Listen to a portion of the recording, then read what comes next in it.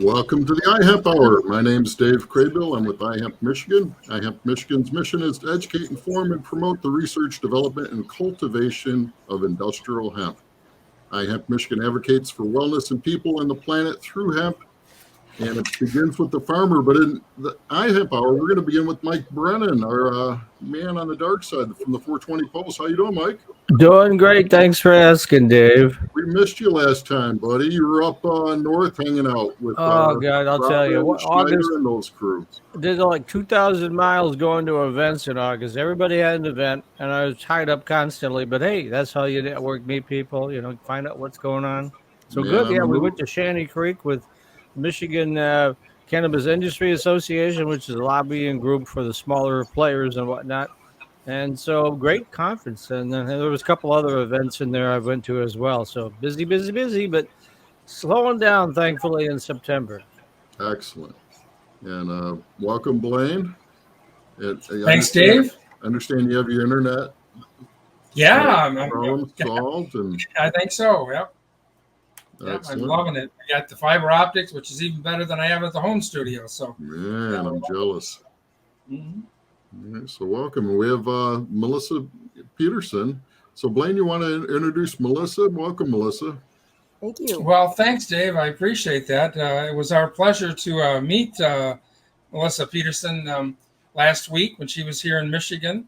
Rusty and Corey, Essential Atlas, had a field day. A great turnout. A lot of people there. A lot of great information shared about where we're going with the fiber industry here, not only here in Michigan, but also just where it's going.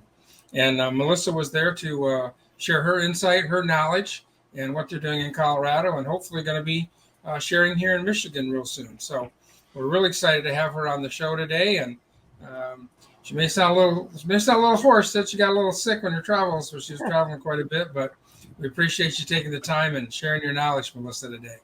I'm glad to be here. Thanks, guys, for inviting me on the podcast, and hopefully we'll be able to answer some great questions for you guys today. Yeah, we have a lot of questions. Yes, we do. Fiber's exciting. It's I was talking to a gentleman down in Missouri that grew 500 acres a year or so ago, I think last year, and we're starting to see it happen. You're located in Colorado. How much fiber do you see growing in Colorado these days? So it's actually kind of surprising, with Colorado being one of the first that grew it. And we worked quite a bit with Dion and Shannon, who have been growing since 2016. But where we're at in the San Luis Valley, we ran into a little bit of an issue with the CBD industry that kind of went through there first. So we find ourselves really having to spend quite a bit of time getting the farmers to understand what we're doing, and that there's trust there, and just kind of rebuilding that side of it right now. And so it's definitely been good, but it's been difficult to get people to want to do it right now. Yeah. Now, Melissa, your group is Global Fiber, correct? Yeah, we're Global Fiber Processing. Okay. So if people wanted to do a little search, you could do for Global Fiber Processing, and you could find out more and find out how to get a hold of Melissa as well. Yeah, absolutely. You can go to our website. Mm-hmm. So the building of the trust you're talking about, was it mostly from the CBD side that's kind of taken a little downturn here at this point, and what they didn't see or didn't materialize there is where most of that came from? Well, I mean, I think it just goes back to what we talked about. People want to say that the CBD industry crashed, and I don't believe that to be true. I just think, as we saw, there was a lot of farmers that went all in and grew way too much, and contracts were promised and people didn't fulfill those. So we definitely are going through and spending our time shaking hands and getting the farmers to understand the difference. And we've got contracts, for all the offtake, and it's been a slow roll, but we've definitely regained the trust of the farmers, and it sounds like 2023 is going to be a great year for Colorado fiber grows. We're excited. So what kind of product are you turning out with your fiber that you're getting? The end uses. Yep. The end Well, uses. it ranges in everything from, I have to be a little bit careful with what I say here, but it ranges everything from toilet paper all the way to lots of testing going, of our product going to India to check, to see how how the fiber stands up in, the Textiles. textile industry. Yeah. Okay. And you have hemp bedding as well. Heard for bedding. We had that at the Yeah. field Yeah. day. That was really nice. Yep. The herd goes out for all different, all different sorts of things. We're constantly working on in R&D with, quite a few of the manufacturers, anything from micronized all the way to building grade to, we're doing some tests with animal bedding that we're really excited about. Those tests are actually proving to be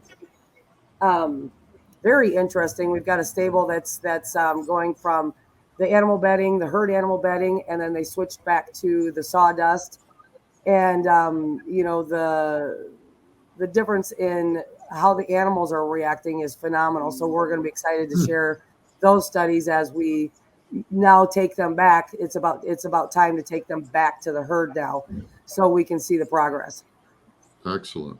Well, that'll be exciting to hear that stuff. I know that I've, with some of the bedding we had here in Michigan, worked with some of the horse people. They really loved it. It absorbed the smell a lot better. Just lasted a lot longer. So exciting to hear when you can share that information. That'll be great. Yeah, we're hoping to. We brought a vet on board and a couple of just really great horse owners that have quite a few stalls. So I think we're testing right now. We're testing 4 horses, and I think that'll go up to 9 within the next 30 days.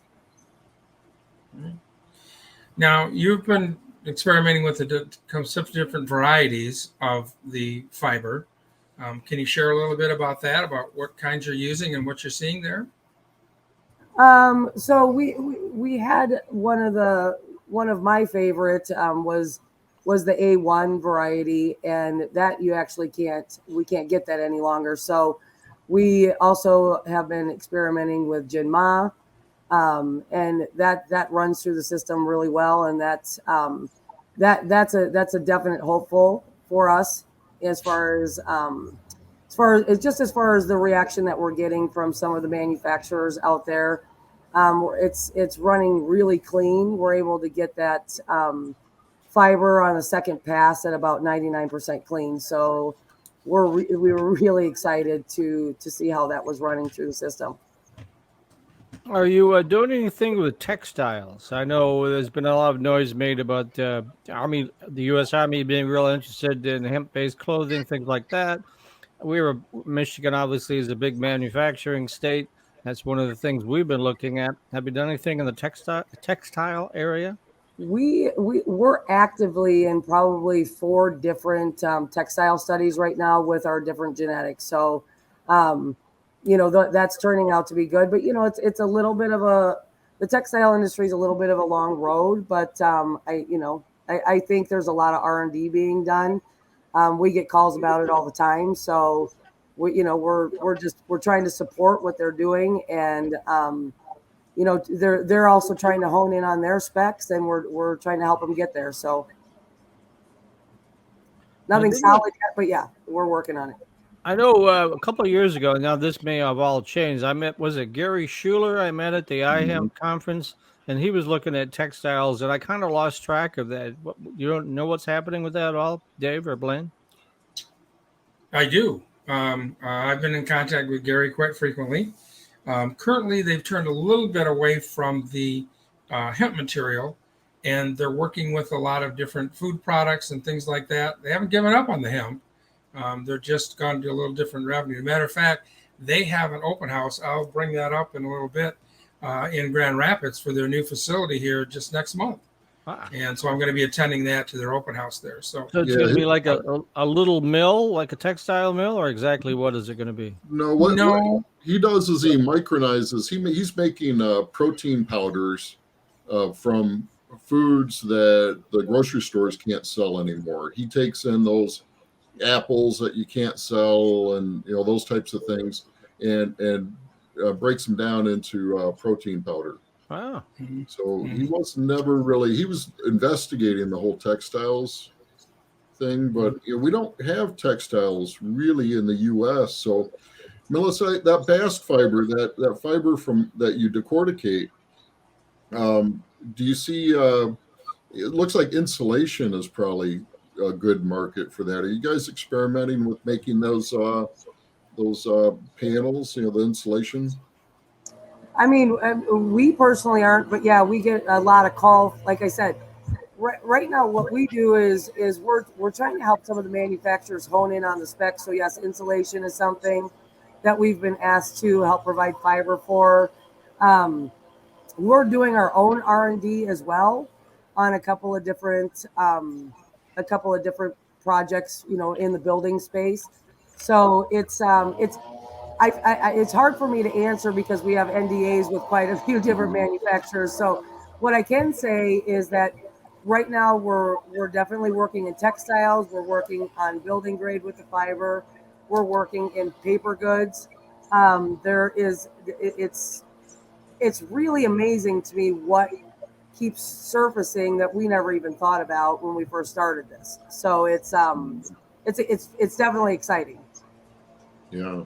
Well, we certainly knew that when this became legal and manufacturers and others can start using the material and seeing what it's finally done after the long hiatus we've had from using this, it's interesting, like you say, to see what uses are coming out of it all. So, yeah. Okay. How many acres? How many farmers are you working with in your operation there in Colorado? So right now we have three major players that we work with. One of the interesting things that I don't know what the rules are in Michigan, but we have a little bit of a dilemma in Colorado because even though they're growing for fiber and grain, they're still having to go through background checks, fingerprinting, things like that. So what we did to take some of the burden off the farmers is Global Fiber actually got the license for our farmers, just to make that process just a little bit easier. So we have 2 active in Colorado and a large in northern Texas. Yes, we've got to go through the same things here as far as being a grower. Now, if you're a processor, that's a little different on that side, but the growing part's the same way. I'm working with Rusty and Corey on a project where we're doing some grain this year. As a matter of fact, we just put in the request to have them come and do the test on that. So it still has to be tested, for the THC and the value on that. And we'll probably be harvesting right around the end of September with that grain. So excited to see how that's going to come out this year with that. We don't have a plan to do it with the fiber part of it or the stalks part of it right now, but yeah. Mm-hmm. Right now it sounds like, and I'm sorry, there was a little background noise, so I missed some of what you were saying, Blaine. I apologize. But it sounds like right now we're getting ready to harvest all 3 of our large fields. So hopefully we'll have some good drone footage of that we can share with everybody when that happens. Excellent. Yeah. That we need to get rid of the friction, those hurdles for farmers to grow the crop. It needs to be just a commodity crop, part of the rotation. And let's talk about equipment, Melissa. You're one of the challenges. A lot of people looking at fiber processing is, what equipment do I need? Can you talk to that? What equipment's required to set up a processing facility? Yeah, I mean, one of the interesting things about our group is that we had an opportunity to partner with Formation Ag. Global Fiber Processing did. And so we obviously advocate for the Formation Ag machinery because I am so sorry, you guys. Hold on 1 second. Yeah. Hey, that's commerce in motion right there. Yeah. Well, it's a big truck coming through a little town, so I apologize again. You're on mute, Melissa. We work with the Formation Ag machinery, and some processing facilities will only want to process the herd. Melissa, you're on mute. Can you hear Dave? Yeah. Oh, you can. Okay, it's me then. Must be you, Blaine. I can hear her too.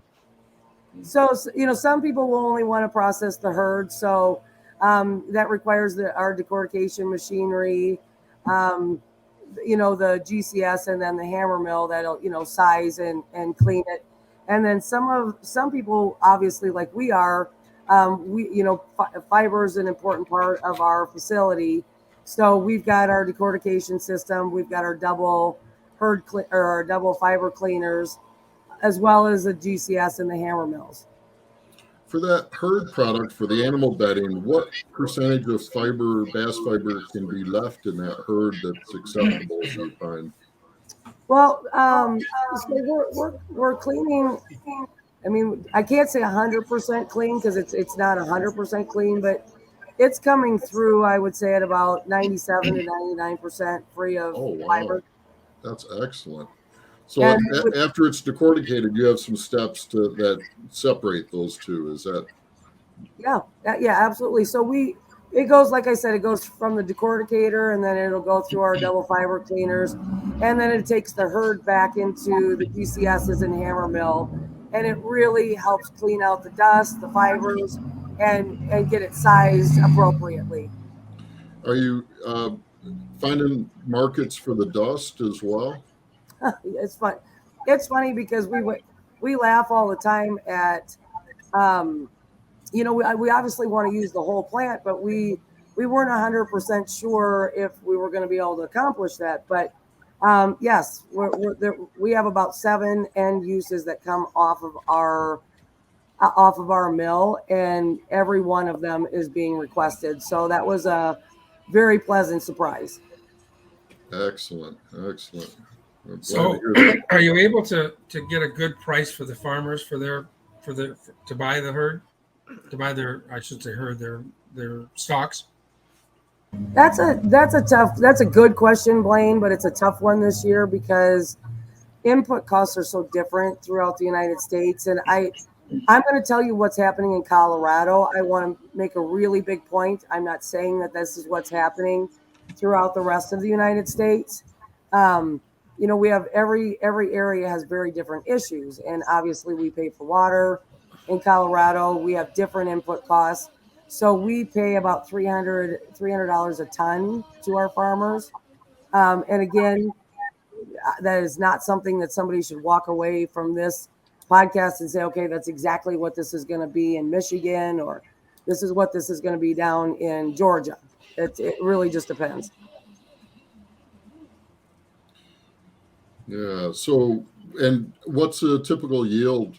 I know it depends on the genetic and the weather, and there's so many variables. But can you get 4 tons an acre? We say between 3 and 5, and we ask the farmer to be conservative at 3. As you said, as our genetics get better and we understand better ways to farm it, that yield's always going to get better. Per pound acres on what you plant is a big deal. We grow for fiber, so we want our stalks a little thinner. We're not gonna go for the 16-foot plant, at least right now, not right now anyway. So that's one thing that was surprised me because I heard that it's like 40 pounds of seed per acre to grow, but you must be putting on a lot more because you're looking at 1.2 million plants per acre. So what I can tell you is it really depends on the genetic, Dave. I mean, we've also done some testing where we're planting 60 pounds an acre, some higher, some lower, so there's some test fields that we've changed it up a little bit. Okay. Yeah, we're still learning, aren't we? I tell people we're in the business of learning. That's what we're in the business of right now. Yeah, no doubt. Pioneers. Well, we really appreciate what you're doing and all the efforts you're making, to bring about this market. How many states are you operating in right now? Are you just in Colorado, or you're branching out? No, we're just in Colorado right now, but we you probably heard me preach about this. You probably heard Corbett preach about this, but we really believe in what we call it's the grain model. We believe you need to be close to the farmers, closer to the manufacturers. So our goal is to set up these facilities throughout the United States. So we're constantly looking. We're constantly getting calls from farmers and investors wanting us to bring our facility to to their state.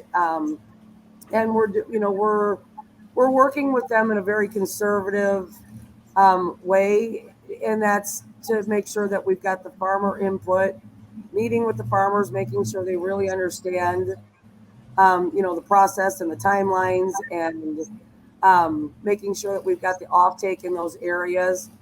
And I could see Global Fiber being, in a 4 or 5 different places in the next year for sure.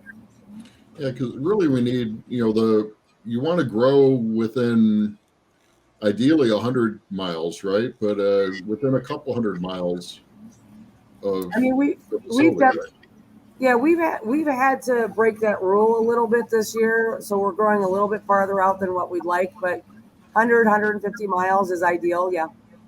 What is it? Some of it has to do with the CDL license to transport. I heard someone talk about for driving a truck. If it's within certain number of miles and you don't have to have another certification.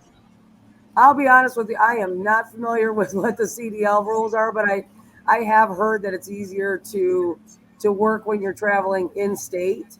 Yeah. For us, it's just the pure cost of diesel and getting trucks lately. Yeah, for sure. That's excellent. So do you have a blueprint, a business plan if someone wanted to set up a facility in a state, do you have a game plan? Yeah, absolutely. We've been working really hard on making sure that we can, when somebody says, yep, this is what we want to do, we're working really hard on making that just an easy setup, under all the way from understanding building specs to building layout to electricity to, having SOPs in place, what type of insurance, any OSHA requirements. We've done a lot of work in the last 4 years to make sure that when we set these up, we're setting them up responsibly. And yes, we definitely have the footprint. Absolutely. Okay. So is it like a franchise operation you're doing? I guess I'm not completely clear there. No, it's definitely not a franchise, Mike, but that's a good question. We've got a lot of people that want to partner, and one of the things that Global is, really prides itself on is that if we go into an area, let's say like Michigan, we want to rely heavily on the locals that are there, the farmers that are there, the guys who understand. I mean, we're not going to know everything about every state that we're going into, so we like to partner with farmers or people who are interested in the industry, and maybe they have the knowledge, but they don't have the investors, and so our partnerships are all over the place on what they look like right now. Okay. Melissa, after the break, I'd love to get into why and how you got into this, because everybody likes to hear the story of why. And then I know you showed some figures or talked about some figures at the meeting that we had there. Maybe we can get into that too. But one of the questions I have before we go into break for you is, there's always this cross-pollination situation with the CBD and the grain and the fiber. Are you having any issues or problems with that, or how are you addressing those kind of problems? Well, so just to give you a really, really quick background on me, I worked in the specialty crop industry on the craft beverage side for many, many, many years. And cross-pollination, especially, and let's not just talk about pollination, let's talk about drift.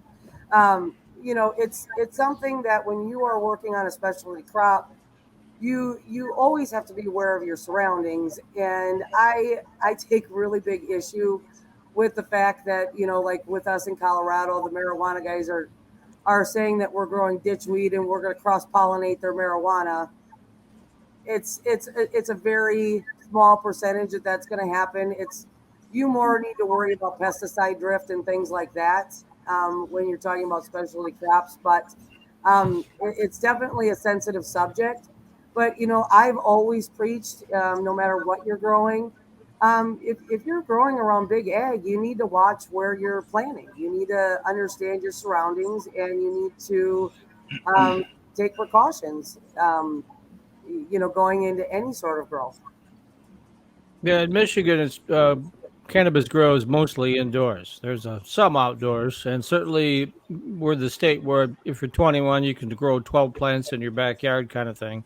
But I mean, the real commercial operators tend to grow it indoors to eliminate that issue.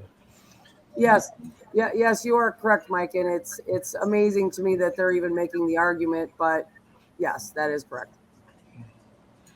Yeah, we've Most had of the some guys that are interesting moments. Yeah, most of the guys that are growing for outdoors are growing for the tinctures and that kind of stuff of it. So they're not going for the smokable flower part of it. At least they understand that they're probably not going to be able to do that outdoors. Right. That's for sure. And just say, I mean, we're not having an issue with it, and we're not getting complaints or anything like that. So I mean, I don't know. Christy, Apple is probably a great person to ask that question to, but we're not seeing an issue with it.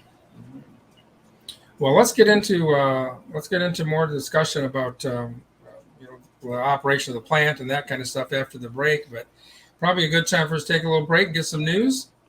All right. I guess that's me since I'm highlighted, right? Well, we're going to that, yeah. All right. There we go. New platform, so I'm getting used to it. Mm-hmm. All right, so yeah, let me just pick it up. The big news, of course, in my area and even in your area, and if you're in Hemp, is last Thursday, Eric Van Dusen broke a story that, well, the way that the Michigan State Crime Lab has been testing for THC appears to be inaccurate. And a lot of the cases where somebody was just using a CBD product and got a blood test, well, it turned out they thought it was THC. And I just got a letter here. They just identified at least 3,250 cases where it appeared somebody was using CBD but got pulled over, got arrested or whatever. And in some cases, we're in a vehicular homicide case, which is really nasty. And they swore, even women that protective services for children, they get tested and they would say, "Look, I'm just doing CBD," but according to the crime lab, it'd come back as THC, which causes all sorts of problems. So right now, the Dana Nessel, our Attorney General, has told all the prosecutors in the 83 counties to just stop until they sort this out. On my show, 420 Post, excuse me, which is where we focus on cannabis business issues and legal issues, we had Tom Levine on there yesterday from Cannabis Council. They're an attorney group that only does cannabis issues. And he was saying he thought that number was really low. They picked some arbitrary number. I have it here. Let me look it up just so I'm quoting it correctly. March 28th, 2019. Since then, since that date and forward, again, the Michigan State Police Crime Lab has identified 3,250 cases that may have been just CBD and not THC. It's going to be a lawyer a frenzy out there as this goes forward. And what about employment testing? Would it affect that too? Well, I mean, this is just through the Michigan State Crime Lab. This is if you get something happens in terms of a criminal offense or something like that. What about like an accident on the job? That goes to a different lab. Yeah, it depends on which lab it's going to. This is definitely when a state trooper pulls you over or something, and they're doing a sobriety test and they detect that it may not be that you were drinking. You may have been smoking.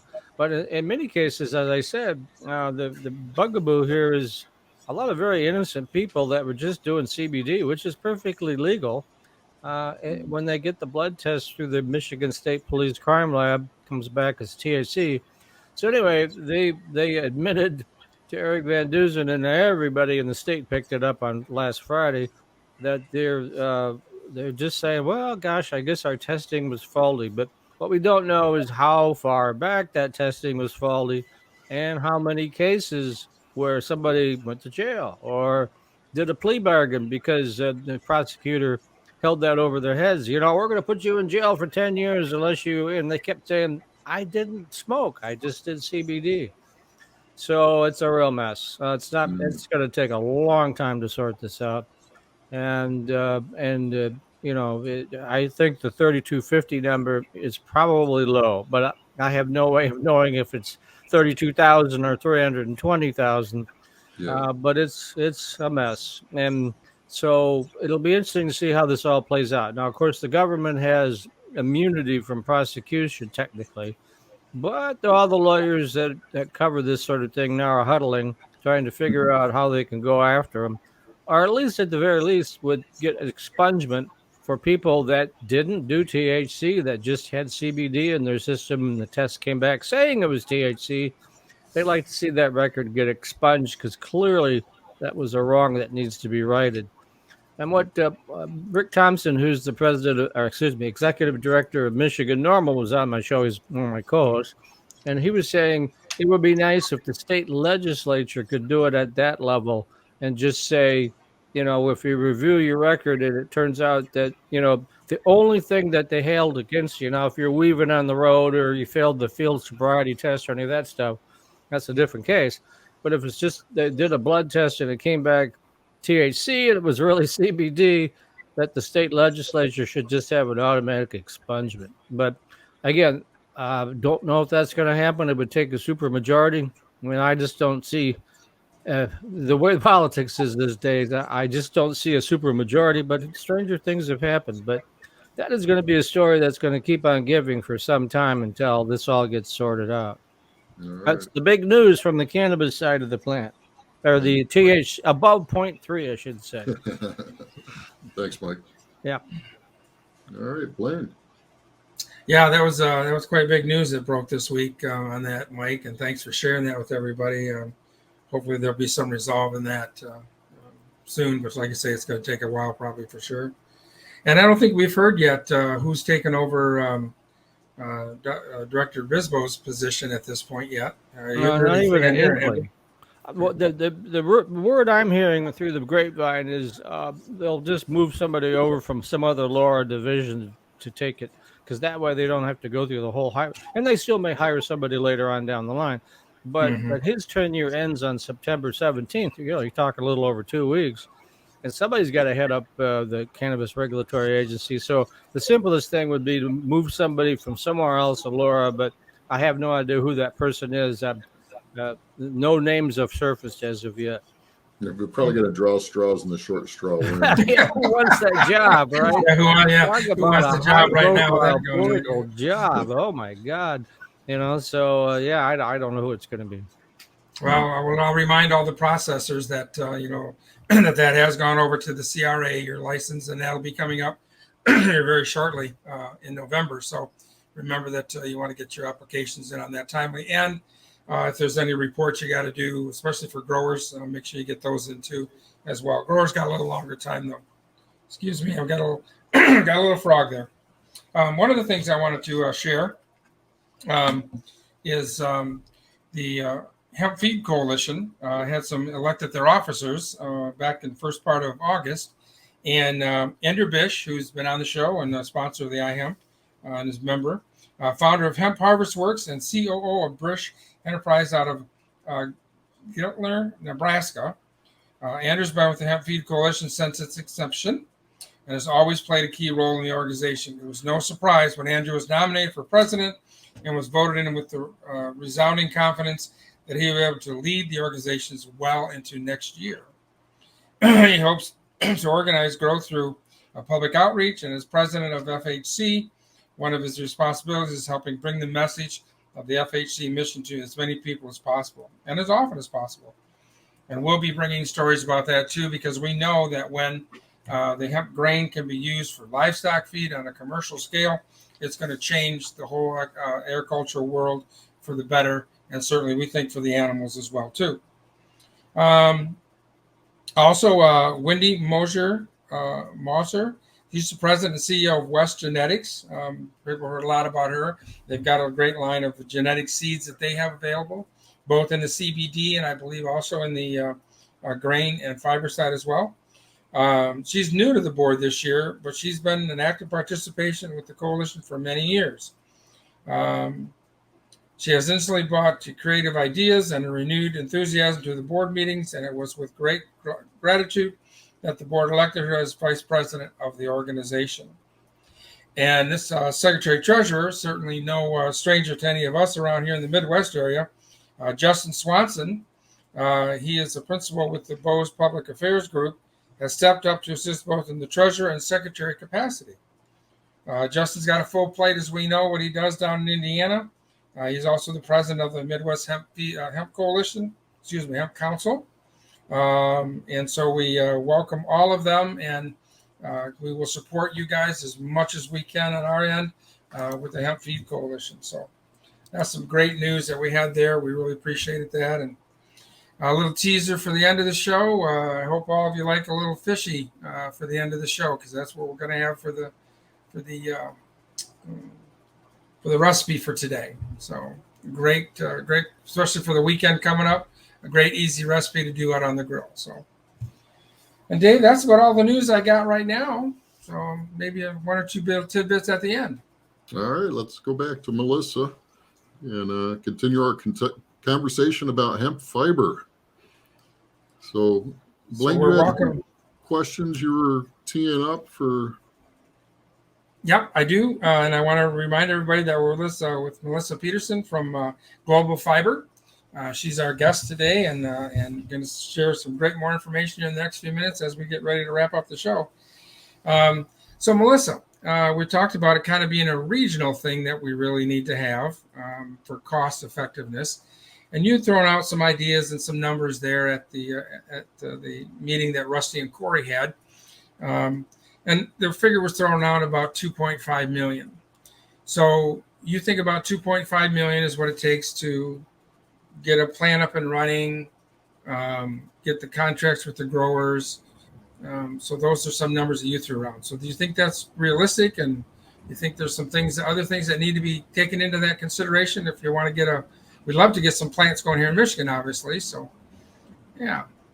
Yeah. So, we based our number just on what our full machinery setup is, and then some of the other things that we've learned along the way with setting this up, and how important a bagging machine is.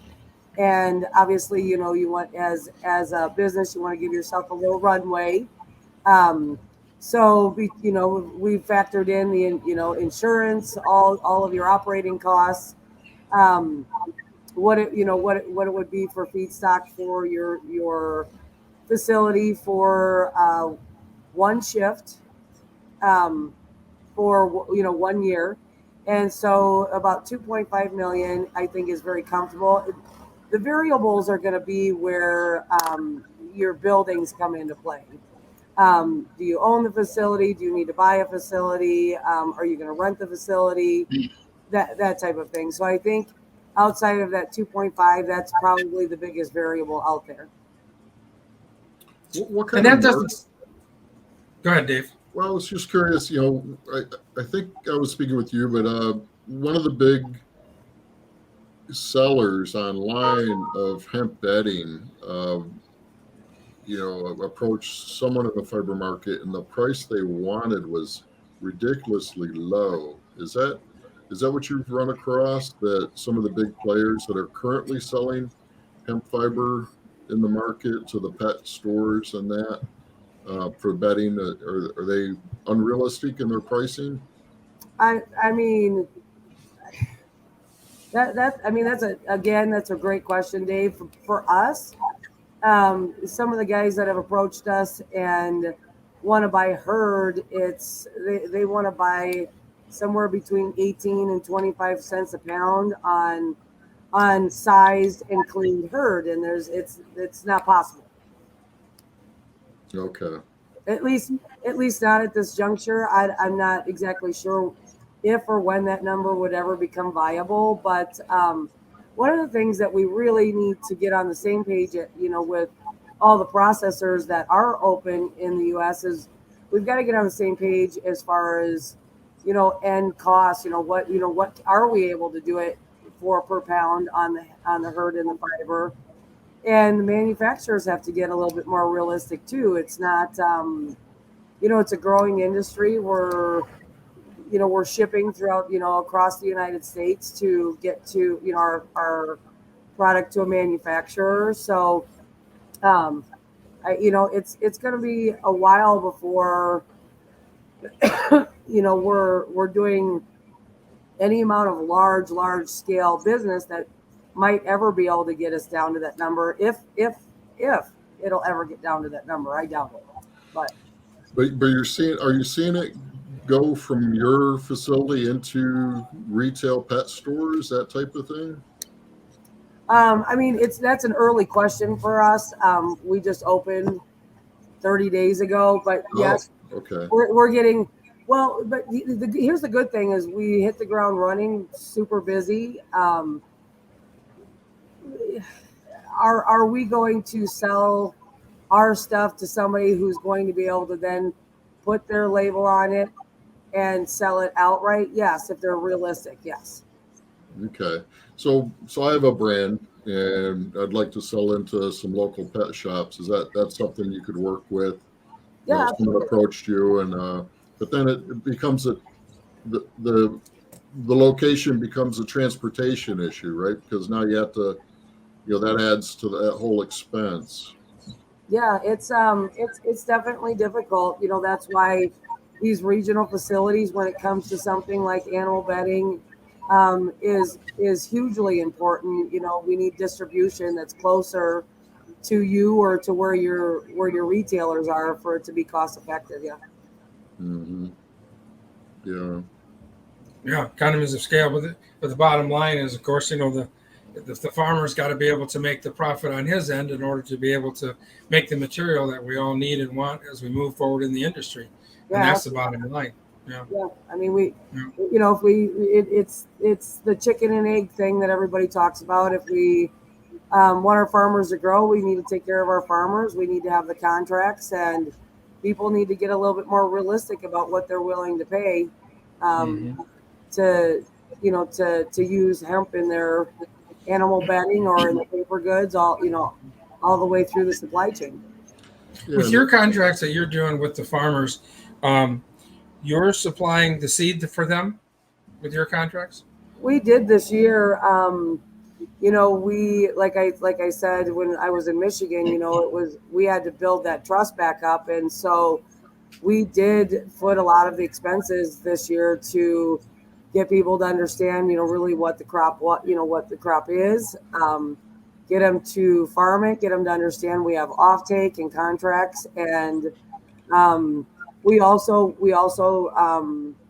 bought I think 1,200 bales of feedstock that was grown for dual purpose, before we even opened the facility. So yeah, we're having to prove ourselves a lot in the valley.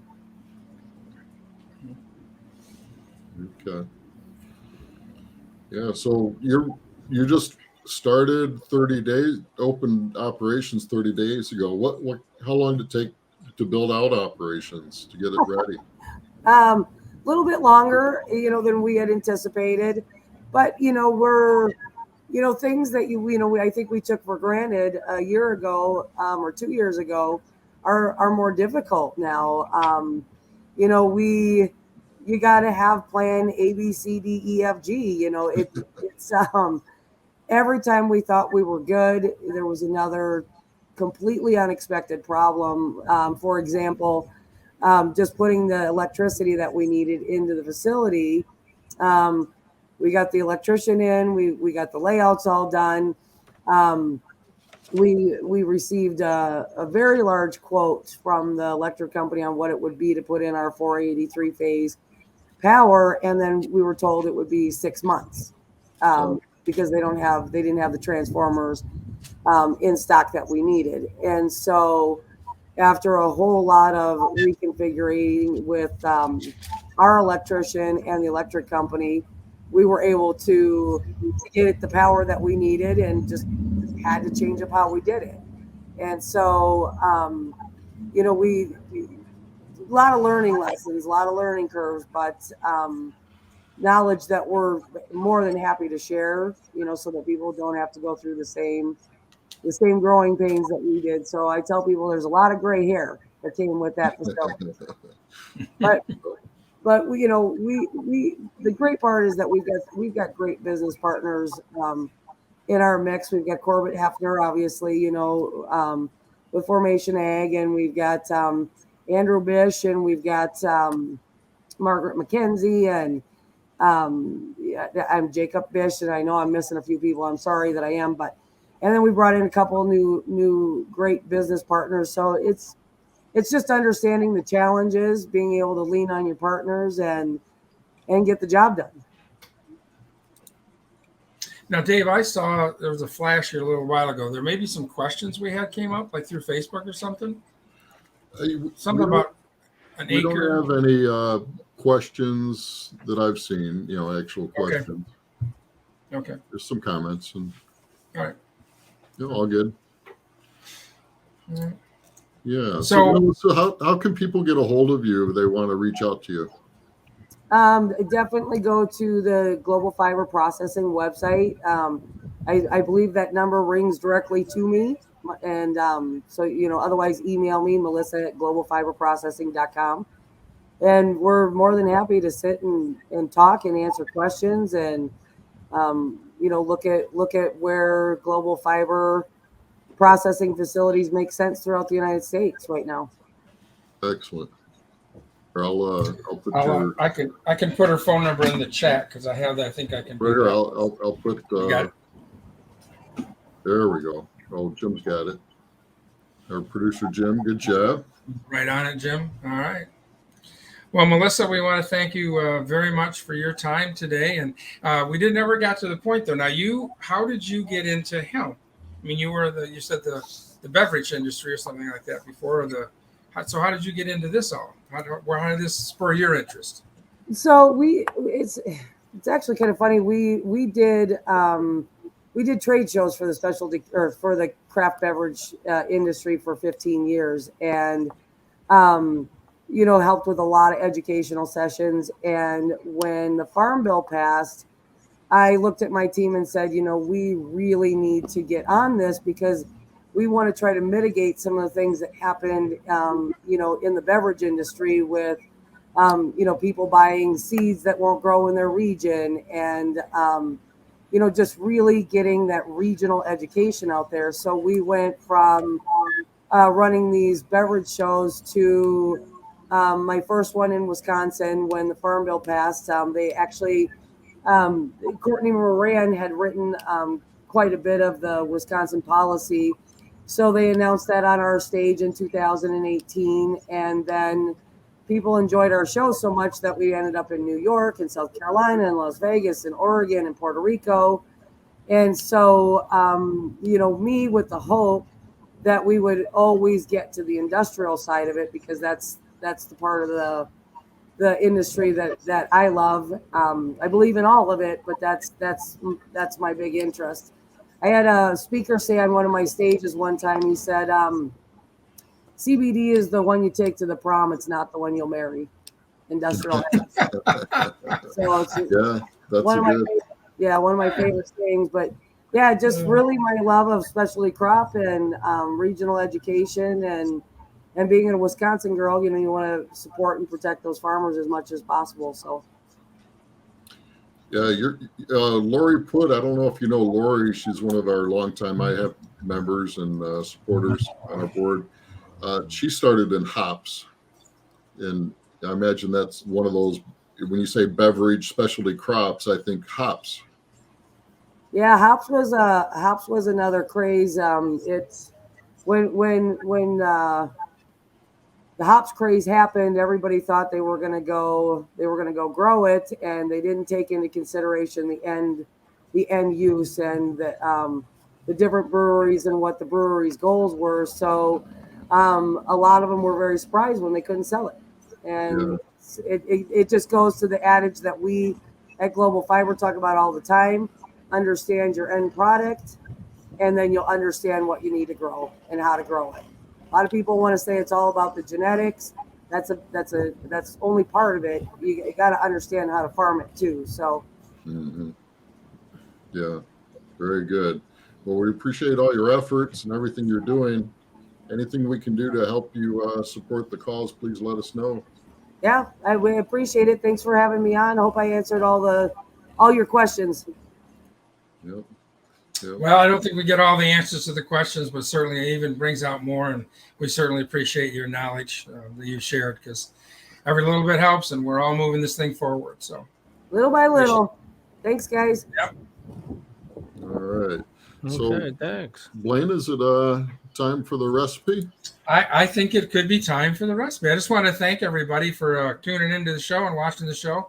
And remember that on our website, the iHemp website, we've got a lot of sponsors there, a lot of business members there. If you're looking for any kind of CBD products, we've got a lot of people here right in Michigan that are doing a lot and are supporting the industry. So please shop local if you can.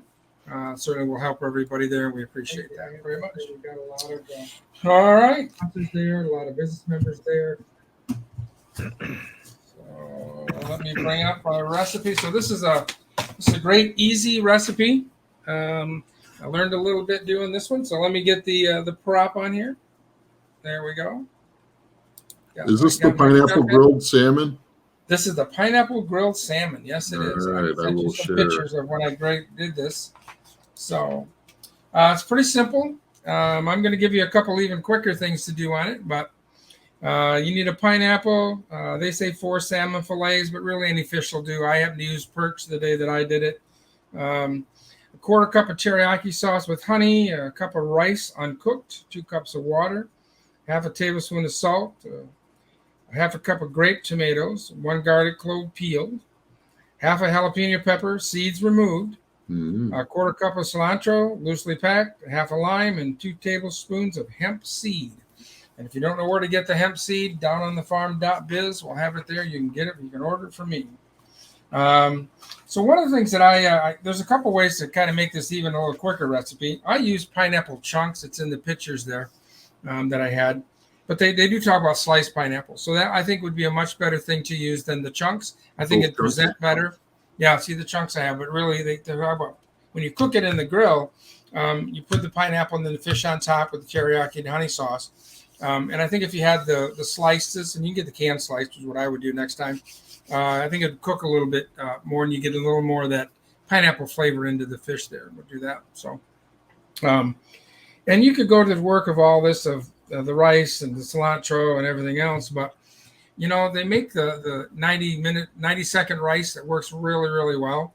And then I used salsa sauce to make some of it. So just a little quicker way, easier way to make it than going through all of this work.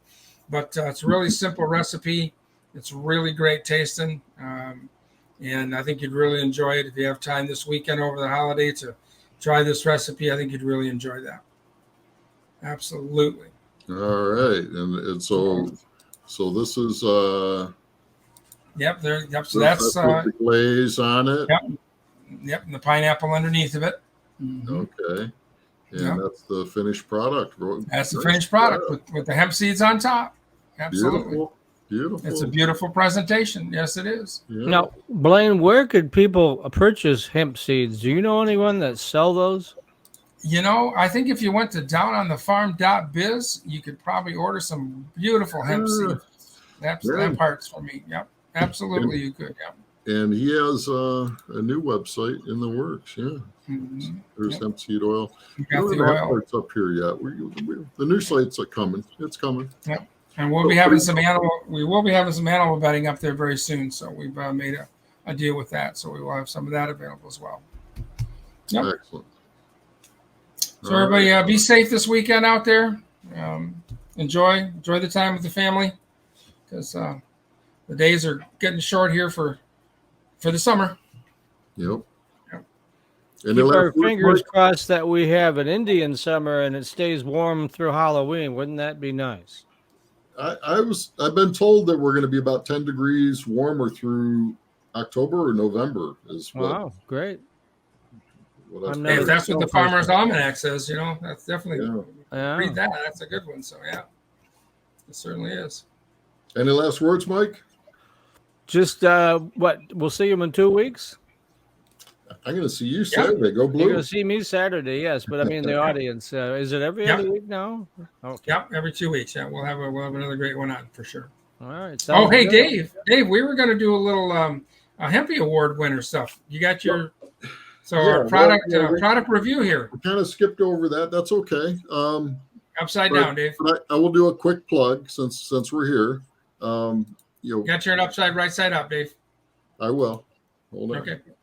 There we go. There we go. The UPers, man, they want to make sure that they're up there. So. We're demonstrating a circular economy here with our hemp frisbees. These are 25% hemp fiber in the frisbee, and they're going on sale for $10 each with the minimum order of 10 with your logo. So go to ihempmfg.com.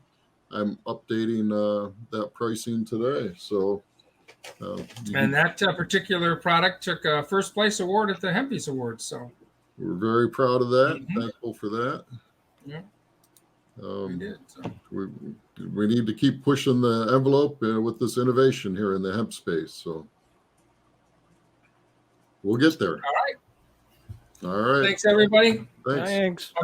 Have a safe and great holiday. All right. Peace Happy Labor Day.